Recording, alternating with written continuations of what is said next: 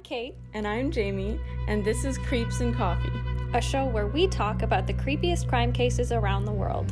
So, let's grab some coffee and have a chat.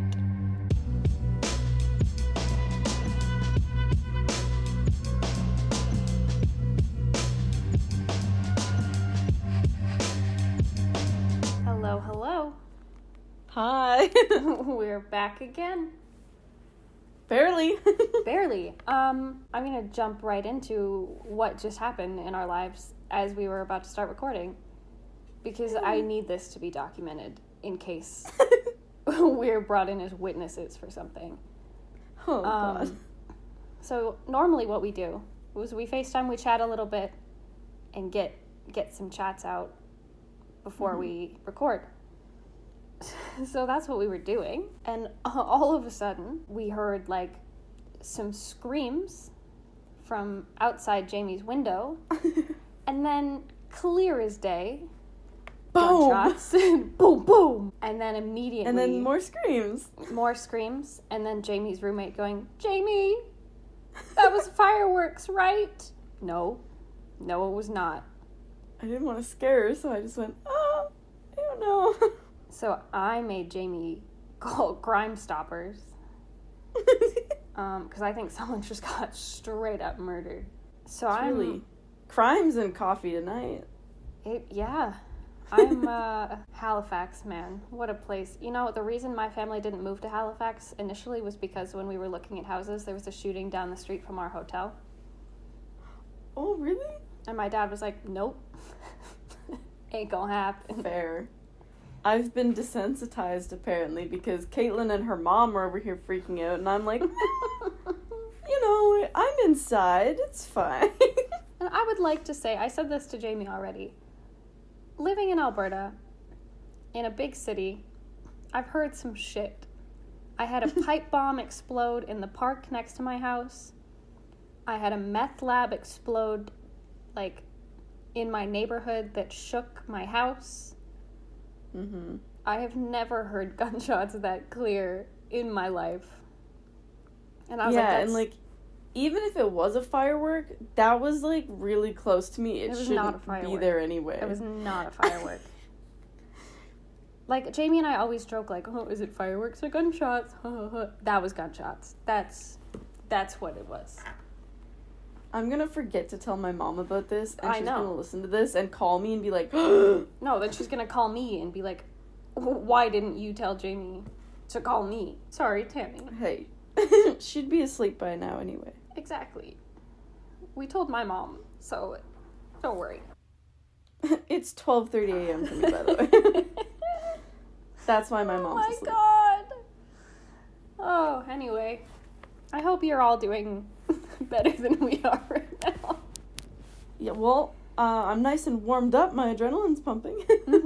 My heart is pounding. Yeah, how are you? A little anxious? I'm super anxious. I am hopped up on very little food, a lot of energy drink, and your salty mac and cheese. My salty mac and cheese and pure adrenaline right now. So this should be a fun episode. I'm excited. Do we want to just jump right into the episode then? Yeah. Well, this episode is kind of a continuation of one we did a couple of weeks ago. Because I love cryptids. I think cryptids are super cool. But I think, I said this in the last episode where we talked about cryptids too, like, I think so many cryptids are, like, overdone and over-talked about. And they're still great. Like, don't get me wrong, I can talk about Bigfoot all goddamn day. But, like, if you give me, like, a lesser-known cryptid, I'm gonna get excited. Right? Because it's like, sure, we've all heard of the Mothman. We've all heard of aliens. But have you heard of, like, what is yours? The spider bat? Mm-hmm. Like, come on. It's new. It's exciting. It's like a new TV show being released. Exactly. And you know what? Absolutely. And because last time we talked about cryptids, we went all over the globe. We thought this time we would have a little Canadian pride. Yeah. We would talk about some cryptids from our own neck of the woods. Because we are soy Canadianis. Yep. I know that was bad. So we each picked 2 Canadian cryptids to delve into, and I'm excited. Shall I bring out the appetizer one then? Kick us off, Jim. So this one is not necessarily scary, but I'm not gonna get over it. It blew my mind. It's jackalopes. I am a 22-year-old woman, and I didn't know until this year that jackalopes aren't real. I don't know that. Thought they were...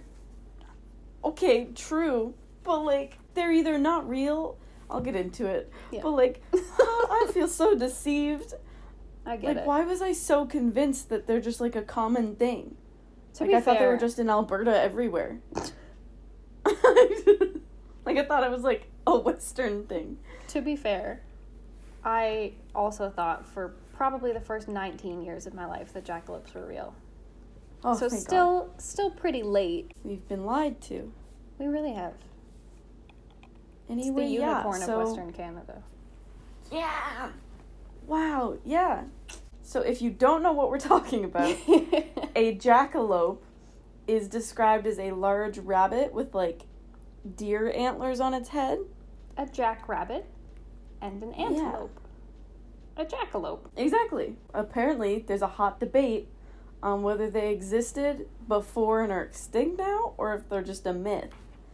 So some say it's just a myth throughout all of North America, so even in the States, that they were like found when trappers first settled in the Americas, because we all believe white men back in the 1600s or whatever year it is. But yeah, so, and then others say that it's just extremely rare, and they do exist, and they're in Washington State Park still. And there are herds of it, apparently reported grazing and hopping around through eastern states. And I'm like, show me then. Show me a picture. I love that they're referred to as herds. A herd of jackalopes. A herd of It sounds so intimidating. It's just bunnies with antlers. Yeah, so I read one thing where it said it's one of the rarest animals in the world, if it ever existed. It's a cross between a now extinct pygmy deer, which are very cute, by the way, and a species of killer rabbit. Yes. Wallace and Gromit. Apparently. However, occasional sightings of this creature continue to occur, with small pockets of jackalope populations persisting in the American West. Apparently, they can be brownish in color and weigh between 3 and 5 pounds. And move with lightning speeds of up to 90 miles per hour. I take back my awe. I was going to say, that's adorable. That's terrible. Can you imagine? Even if it's just a rabbit. Like, wow. Like, how fast is that in kilometers? 144 kilometers. They're faster than cars? Fast as fuck, boy. How are people seeing them then? That was my next question. Like, you can't see him if he's gonna zoom by you so fast. Whose naked eye is seeing something going at 144 kilometers per hour and remembering Maybe they're like chasing cars down and trying to kill them. No wonder it looks like they have antlers. It's just their ears like zooming back. Like, it's just the wind. That honestly sounds right. But they look cute in pictures. However, combine the speed with a couple of these other things they're supposed to have. They're actually kind of spooky. The speed enough is... I did not know that about jackalopes. That's like a little... Yeah, so jackalopes are race cars. Exactly. And they're said to actually be very vicious when attacked and use their antlers, like deer, to fight. And are sometimes referred to as warrior rabbits. Love that for them. But this is the one that got me. They also allegedly possess an uncanny ability to mimic human sounds when chased, and use these abilities to elude capture. Okay. Just like skinwalkers. Okay. Right? I don't like that at all. Yeah, exactly. Because here's the thing. I had a theory about jackalope, and it still has merit. But now I'm thinking about skinwalkers, and I don't like to do that. I don't like to think about skinwalkers. Right? Skinwalkers are so scary. We could do a whole episode. Actually, no. We will not do a whole episode on we skinwalkers. Could, but that's quite scary. Yeah, that's, maybe next Halloween. Yeah. I have my limits. Yeah, so, like, I dislike that because it said during the old Western days, cowboys would hear them mimicking their voices while they were gathered around campfires singing at night. I just got full body chills. You're like chills and freaking out, and I'm like, lip gloss. That sounds about right. I mean, I say I'm fine now, but if I was at a campfire with my friends and all of a sudden I hear Caitlin's voice going, Jamie, in the woods, and you're sitting right next to me, I'm gonna pee. Or rule number 1 to that, I would not be in the woods. Response number 2 camping. to that, yeah, no camping. So if you ever hear my voice coming from the woods, run, because it's not me. It's straight up not me. Fair. I went camping with you once, and it wasn't even camping. I was in your RV. I remember that. You were like eaten alive by bugs, weren't you? Absolutely, I was. I felt bad about that. No, you didn't. They left me alone, though, so I was happy. I know. Anyway, yeah, so jackalopes, I guess, are like skinwalkers, but fluffy.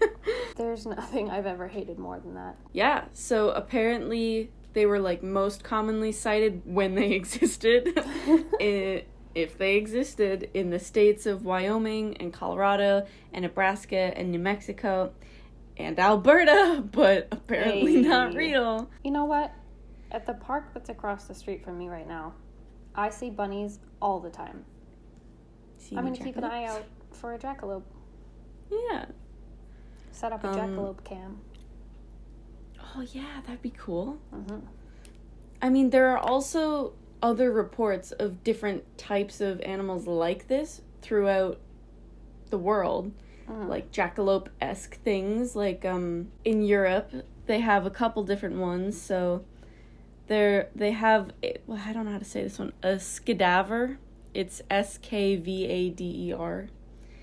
And in Germany, they're called, I can't say that one either, Walpertinger. I like that one. Yeah, there have been reports of Walpertingers? Walpertingers and skedavers and jackalopes in Europe. None of these are real words. Not a single one of those things is a real word. But these accounts of horned hares go as far as back as the 16th century in European literature and stuff. So that's fascinating. But I would love to picture this like little German family going on a walk and being like, "Look, there's a Walperdinger." Look, mommy. I'm so sorry to the 3 German listeners that we have. Our most loyal we love you guys. We love you guys. Anyway, yeah. So the most realistic part of jackalopes and their possibility of existing is that it might not have been a specific separate species of like rabbit, but it could have also just been a mutation from a virus called, how do you say chronic it? wasting disease. The one I saw was called papillomatosis. Papillomatosis, yeah. Also called jackalopism. Oh my god. And it said the diseases cause certain growths caused by a parasite to harden at the top of a rabbit's head, resembling horns. What's the virus you're thinking of? So what I was thinking of is chronic wasting disease, which is that thing, it's like the thing that makes deers kind of look like zombies. Oh, what the heck? I need to look that up. Do you remember from like a couple years ago? It was probably like 8 years ago, not a couple. There was like a bunch of pictures going around of these like zombie looking deer. Yeah, she found them. Oh! She found them. But it's like a virus, like a parasite in them, and sometimes it causes growth. So I didn't know if there was a similar thing in rabbits, and apparently there is. Jackalopism. Oh my god! But that's been my theory on jackalopes since I found out they weren't real. is that it's like one of those virus, like even like the zombie ant thing where like the parasite grows like out of the head of the ant. Yeah. Or That would make the maybe most sense. a bunny and a deer fell in love and When two animals fall in love. and they just created some freaks of nature. They just went at it raw and got jackalopes. Anyway, that's me on jackalopes. You know what? I thought I knew all there was to know about jackalopes, and apparently I knew nothing. Yeah. So, So if you're ever in the woods, watch out for animals mimicking you. Might be a skinwalker, but might also just be a jackalope. I don't know what would be worse. Skinwalker. What if it's a skinwalker pretending to be a jackalope? Pretending to be you. Oh my god. I'm sorry, I need a minute. That's too much Brain to process. malfunction. Wow. You're welcome. I don't even have a response to that. There's no normal transition from a jackalope into my cryptid. Does mine even count as a cryptid? I don't know. I don't know anything about yours. I let you do it. I know. This is where we went wrong. I Jamie mean, let me choose what I wanted to do this week.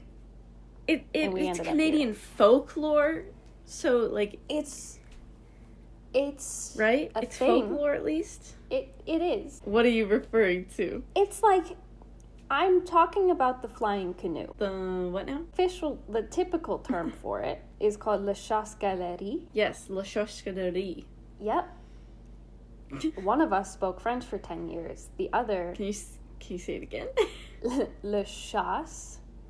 Uh-huh. Galerie. Wow, sounds so beautiful when you say it. Thank you so much. Yeah, you can just call it the flying canoe or the bewitched canoe.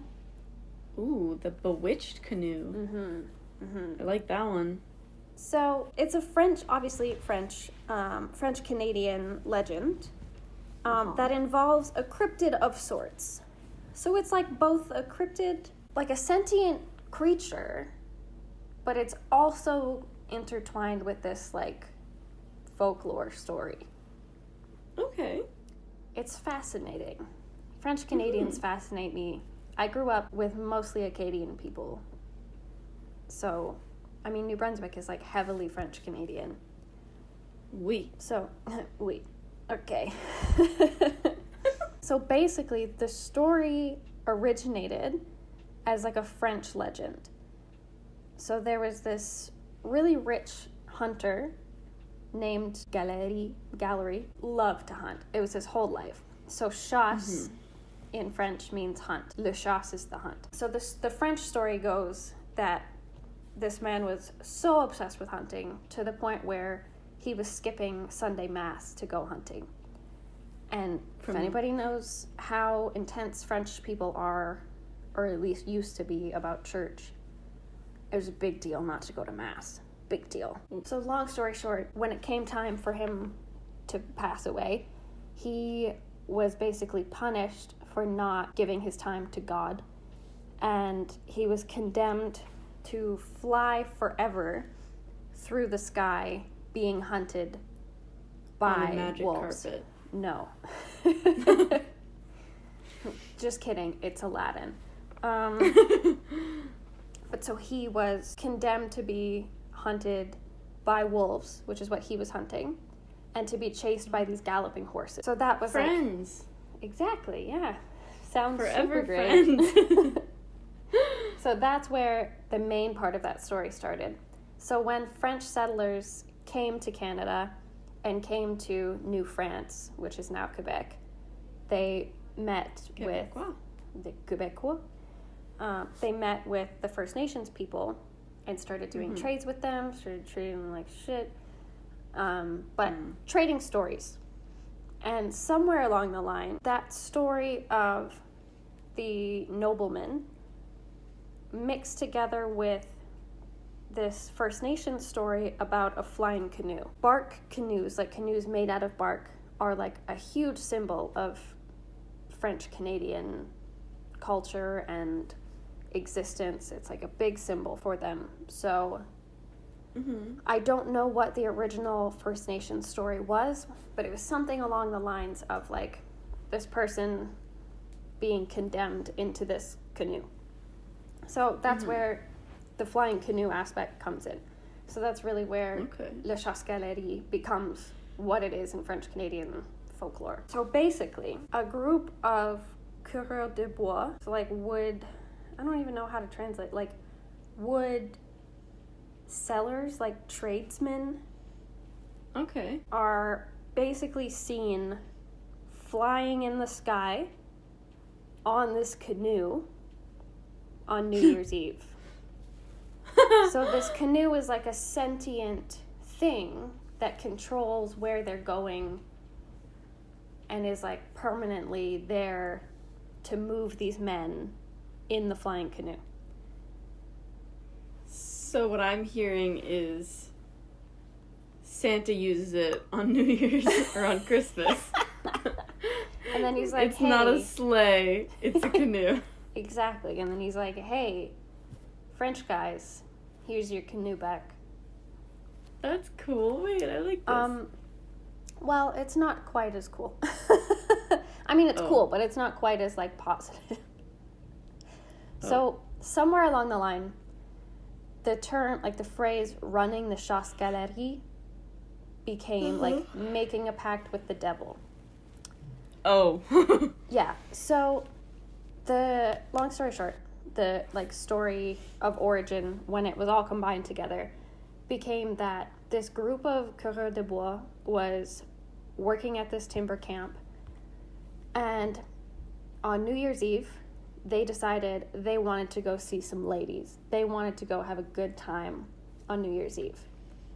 Oh. So their group of sweethearts were like 500 kilometers away, like 100 leagues away. So it would take a long time to get there, and they had to be back for work the next morning because they're working in this big camp. So they realized that the only way to make such a long trip, get laid, and be back in time for work was to run the chasse-galerie. So to make the pact with the devil, to get there and get back in time. I've never been horny enough to think about making a pact with the devil, but you know what? These are men. They think differently. Gotta do what you gotta do. Exactly. So the deal is they can't mention God's name. They can't touch the cross of any church as they're flying by. And if these rules are broken, then the devil gets their souls, basically. Ooh. Easy enough, right? Okay. And then the men promise each other that they're not going to drink anymore. It's New Year's Eve, but they're going to wait until they get there with their ladies to drink more so that they're alert while they're basically driving their flying canoe. Don't drink and drive, folks. Exactly. And don't that drink includes, and fly. Don't drink and fly canoes, okay? It's fine. So they basically fly over the Gatineau River. They fly over a bunch of shiny churches. They see the lights of Montreal. Everything is beautiful. They touch down at the ladies' house. They're partying, they're having a good time. For some reason, no one is surprised where these guys came from, why there's like a canoe parked in the front yard. It's not a big deal. But then, it's like Cinderella. The clock strikes midnight. They're like, we gotta go. We gotta get back to camp. The main guy had clearly gotten very excited and was drunk as hell. So he's not driving very well. As we said, don't drink and drive a canoe. This is why. So while they're passing over Montreal, I know I could say it Montreal. It's just way more fun to be obnoxious about it. Sounds cool, yeah. Montreal. Montreal. Yep, nailed it. They barely miss driving straight into a church steeple. And you know, they're not supposed to touch any steeples. And in order to miss it, they drive this canoe into a snowdrift, which is the most Canadian thing I've ever heard. So the drunk flyer, whatever we want to call it, starts swearing, and he's like, oh my God, oh my fucking God, So he's saying God's name and saying it in vain. So he's basically broken the 2 rules. So the other friends are like, shut the fuck up. Shut up. Don't do that, because then the devil gets all of our souls. So they bind and gag their friend.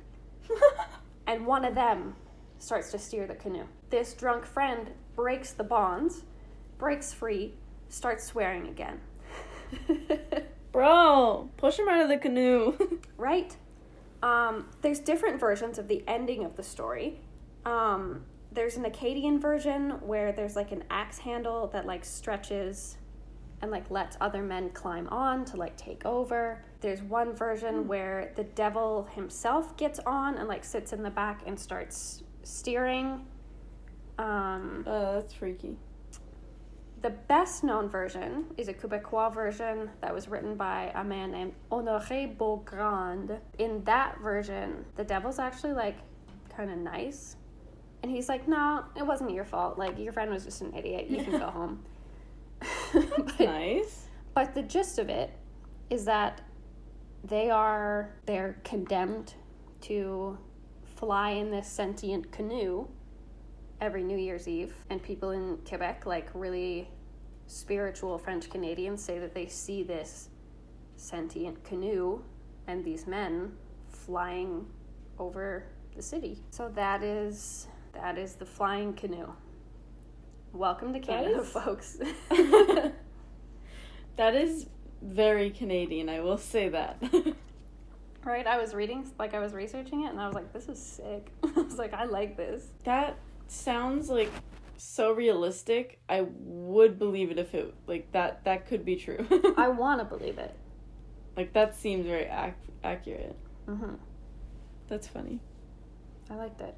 It's like, I don't know. I'm still like, is it cryptid? Yes, it is now. I've decided. Close enough. It might not be a cryptid, but it's cryptic. So.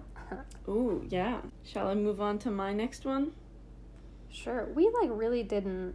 I guess these 2 connect better than the like last 2. Do they? I don't know. Like they kind of connect with like First Nations background. They're Canadian. They're all Canadian. Yeah. There we go, folks. The real Canadian. Mm-hmm. Mm-hmm. This is probably the most Canadian because it's based off of Inuit mythology. I don't think people pay enough attention to Inuit stuff. Or Inuit. I saw that girl on TikTok that does all the really cool like Inuit videos pronounce it. And I've been trying to say it the way that she says it, and I can't. I probably can't either. But I'm trying. Well, I am gonna completely butcher this word, but I will describe it as best I can. So, the creature that I'm going to be talking about now is called the Auklet, or the Aklet. And I'm gonna pronounce it. I know it sounds weird. It sounds like a slur. It's spelled weird. It does. It sounds offensive. Interesting. Yeah. But it's spelled Akhlut. Sometimes there's an apostrophe in between. Yes. And I always like spelling these for people because if they want to look it up on their own after listening to the podcast, it'd be nice to know how to spell it. Because, like, the last time I did it with the Dagwanoan yet, how are you going to look that up without knowing how to spell it? Google's going to say, you mashed your keyboard. Try again. Yeah. So, were you looking for? Dog. So the Aklet is a spirit that actually takes the form of a whale, an orca, and a wolf. 2 very different things. I'll explain the tale behind this one to make it make sense. Please. Because that's very random. Like, I can picture, well, I don't want to say picture. I can accept the reality of, like, a jackrabbit and an antelope mating. They're both land animals. Mm-hmm. But a wolf and an orca, the mechanics of that, anyway. Go ahead. That's why I found this one interesting, because it's like, of all the creatures to be put together, those 2? Yeah, so the story is actually very interesting, I found.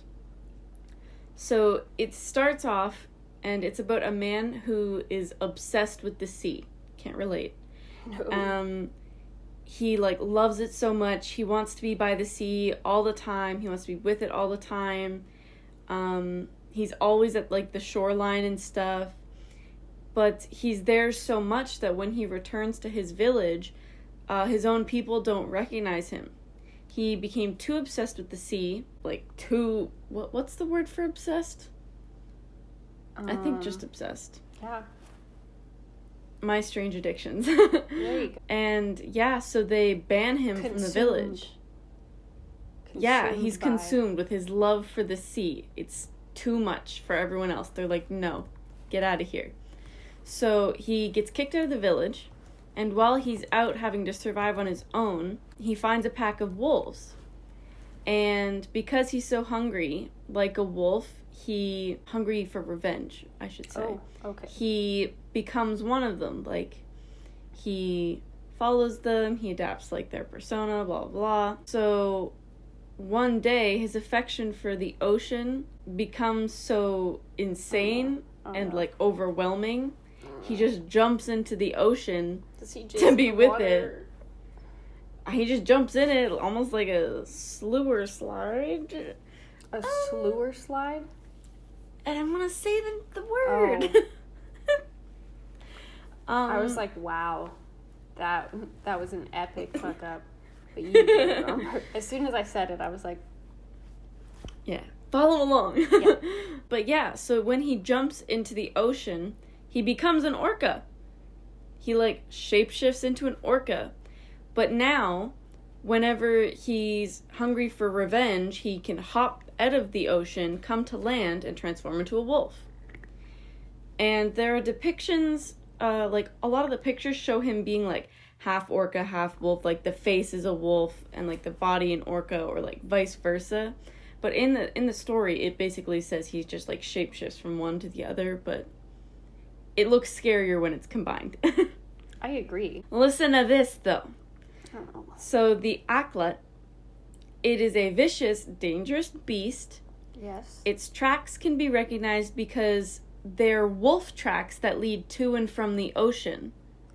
Which I thought was interesting, because it's like, well, what else could it be? You see wolf tracks running straight into the ocean, not coming back. That is suspicious. It is 22 feet long. Nope. And 8,000 pounds. That is so scary. I'm going to give that a -10. Right? That's Because, like, when I'm first thinking, like, half wolf, half orca, I'm thinking maybe the size of a wolf. Not the size of an orca. No. With a wolf face. Like, no. Oh, we're going there. See, what I was picturing... So my niece is really into this show called Shark Dog. Okay. And it's basically a shark with 4 legs that acts like a dog. But it's, like, the size of, like, a Pomeranian. I know what you're talking about. That's so cute. So that's what I was picturing. Like, not anymore. Like an orca dog. Not anymore. No. Does it stay 22 feet when it's a wolf? I hope not. Because that's going to be one of those Twilight wolves then. Like, Oh. Because those things are huge. Yeah, I really hope not, because that would be too scary. So it says the acklet is very keen and opportunistic, and will attack you if you've fallen asleep near the edge of the water, or you're walking too close to the edge. Okay, so there's another reason for me to New not fear. go near the water. Yeah. Awesome. Yeah, it says it's got, like, a really strong appetite and will eat anything, including humans.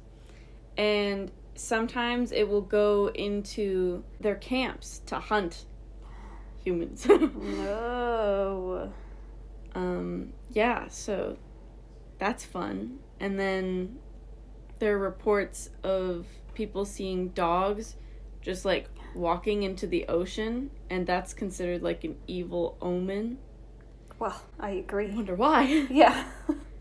And yeah, that's pretty much all I could find on it. Like, there's not much written about this online. I'm assuming it's probably one of those tales that was Like just oral told. tradition? Yeah, but it would be very interesting to learn more about not only this guy, but, like, a lot of other like indigenous and aboriginal Mm-hmm. creatures, folklore, because you can't find a lot online. No, it's fascinating. But that's just like you just said, like it's mostly oral tradition. Yeah. Like they treasure their stories, as they should. Mm-hmm. But it's fascinating. They're like little gems. I like find them and I'm like, yes. And then there's like one page on Wikipedia and nothing else. And I'm like, no. God. So if anyone knows more about the Aklet, email us. Or I wanna any other, know. any other sort of story you'd like to share. We are happy to discuss. Well, that's my dude. Well, that's way cooler than the one that I'm going to finish off with. So I think this is the one Jamie's been the most curious about. Yeah. So Sounds fun. I'm going to preface this with a backstory about Mothman. And in doing so, I would like to give a shout out to Rich Haddam, who is the writer of the Mothman Prophecies, the movie. I love that man. He follows me on Twitter. Oh! So shout out to Rich again. Please be Love my you. friend. Please be my friend. Anyway, so Mothman, super cool guy. Everybody knows Mothman. But did you know there is a Canadian Mothman? I did not. And his name is the giant Canadian spider bat.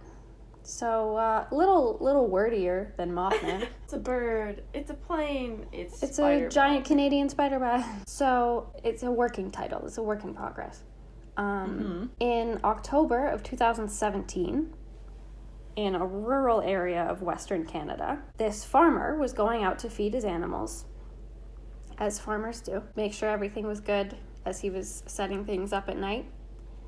And he said that he saw this thing out of the corner of his eye. So he went to go investigate because he thought there was this like thing or this person like lurking on his property. Trespassers. Exactly. You gotta be careful about that. Mm-hmm. You gotta make sure it's not a jackalope. Yeah. Instead, he found a humanoid, very Mothman-like creature in this abandoned barn. So the way he described it is that this humanoid creature was about 5 feet tall and it was crouched over. Ha, I'm taller. Sorry. Get fucked, spider bat. So about 5 feet tall when crouched, and he only saw it crouch, he didn't see it stand up. Oh. It was very muscular. He described it as having 2 small, white, glistening eyes, unlike Mothman, who had the red, glowing eyes. And he also had spider-like fangs and what seemed to be like bat-like wings. Ew. So, basically, Canadian Mothman, and definitely a barn owl. I'm just gonna say it. We're all thinking it. A 5 foot tall barn owl? I don't know. But I thought I would read his description. Yes, please. So this is the original report that was written by the eyewitness. So this farmer. So he said, I don't know exactly what time it was, but it was dark. Incredible, first of all. He continued, I live on a farm. I was walking home after putting our farm animals to bed when I passed an old, practically fallen down barn on our property. I glanced at the barn as I neared it and witnessed a huge, bulky, maybe winged thing duck away into the barn incredibly fast. It seemed to me like it cowered away when I looked at it, like it didn't want to be caught watching me. It was huge, seemingly too big to fit through the large open window at the front of the barn where it appeared to be perched. Its eyes were tiny and glistening white. Once I saw the thing, I ran as fast as I could for my house. I felt a sensation that made me feel like something was rushing towards me incredibly, but never reaching me. That's the only way I can explain it. I still don't like going outside on my own when it's dark, and that barn freaks me out a bit. Burn it. Once in a while, I hear noises from seemingly within it. It sounds like somebody setting down a pile of wooden planks over and over. It could be an echo from elsewhere on the property, but I don't know. I also feel like it may have just been my mind playing tricks on me. I feel like the barn is watching me whenever I pass it. I want to believe it. I fucking love Mothman. And to think there could be a Canadian one, sick. But also, I don't like that. It was 100% an owl. I think bats are cute though, so like, but I don't like spiders, so. That's the thing too. Like, I don't want to think of anything that flies with fangs like that. Yeah. But like, regular bats, adorable. Absolutely. Like, they're like puppies of the sky, but then you put spider fangs on it, I'm gonna have to tap out. Well, I don't know if it's in the Philippines or somewhere like that, where they have like a human-sized bat. Yeah, that's like actually like 5 feet tall or something, right? Yeah. Big ol' bat. Okay, so I just Googled it. So a great horned owl can grow up to 4 meters, which is like 13 feet. Huh? I could be wrong, but... Wait. Say that again. An owl? The average size of a male great horned owl, which is like the biggest owl that I can think of. I think I know 3 types of owls. Uh-huh. The average size being 4.7 meters. Females tend to be smaller with an average size of 4 meters and a maximum size of 5.1 meters. So, not unrealistic that this was an owl. Just to show people that I don't believe every cryptid story that I hear. I don't just blindly go into it, even though it definitely seems like I do, because sometimes I do. But I'm pretty sure this was an owl. But now I'm scared of owls. I didn't know they could be bigger than me. I mean, I'm also Googling this, so I can't guarantee. But like, I too have Googled it, and it says that there's a black stone fish owl that's 6 feet tall. Don't like that. Don't like that at all. Oh no, okay, this one's okay. It's the wingspan the wingspan is 6 feet. That's still really big. No thanks. Owls are freaky though. Like when you look at the picture of like a naked owl. Why are they looking like that? Like, why can their heads turn the way? Oh my god, I know. Like, I think their eyes are so cute, but not when they're naked. No. But that's the giant Canadian spider bat. I thought he was fascinating. His name is a little self-explanatory, but it's really on the nose. Yeah. It's just like... It's just simple, though. Straight to the point. I like it. To be fair, so is Mothman. He's a man who looks like a moth. Yeah. So, I think these were, like, less scary. Like... I think this episode goes to show that Canada is just as weird as the rest of the world. Yeah. We like to pretend we're all like nice and normal, but in reality, we've got like orca wolves and spider bats. Like maybe these things aren't gonna suck breast milk while you're sleeping, but you don't know. But they're still, like, peculiar to think about. Exactly. And this is just the surface. There's so many Canadian cryptids and, like, so much folklore to go over. This is just... Let us know if you want to hear more. I have 11 pages of stuff written down that I want to talk about. Please, someone let her talk about it. I could do a whole other podcast on cryptids, but that's a lot of work. It is. So please request more cryptid stuff. No, I think I enjoy talking about Canadian things. It's nice to look at stuff that's close to home. Yeah. But now I'm going to think about whether or not there's a skinwalker in the park across from me. So thanks for that one. You're welcome. I'm going to make sure I don't get shot. Yeah. Yeah. I enjoy talking about cryptids. It's pretty much what Jamie and I talk about more than anything else in the world, and I'm not sorry about it. It's my favorite thing, and pretty much all of them aren't even real. Incorrect. You're right, I'm sorry. All of them except jackalopes. Alright, well, thanks for joining us on this cryptid journey, friends. Yeah. I hope you've enjoyed. We sure did. Yeah, and everyone have a better night than us. Yeah, stay away from your windows. And keep Crime Stoppers on speed dial. Yeah, don't die. Yeah. All right, we will see you next time. Bye. Bye.